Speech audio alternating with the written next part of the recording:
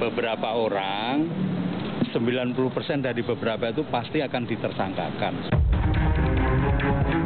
Peringatan Ketua Komisi Pemberantasan Korupsi tentu bukan pepesan kosong.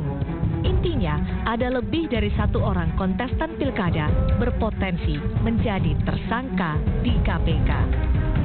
Data Pusat Pelaporan dan Analisis Transaksi Keuangan atau PPATK yang menjadi acuan.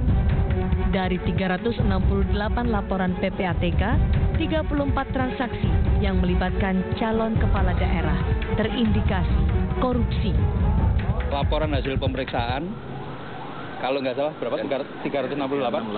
368 laporan. Hasil analisanya 34. Jadi itu pasti menjadi bahan kami untuk kemudian menindaklanjuti semua kasus yang ada di kami. Kami mencatat sedikitnya sudah ada 7 calon kepala daerah yang berakhir menjadi tersangka di gedung KPK. 1 di antaranya adalah calon gubernur Sulawesi Tenggara yang ditangkap bersama anaknya yang juga wali kota Kendari. Dari tangan mereka, KPK menemukan bukti suap 2,8 miliar rupiah yang akan digunakan untuk tambahan biaya pilkada.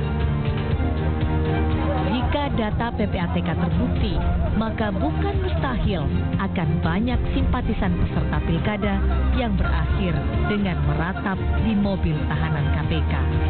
Tim Liputan.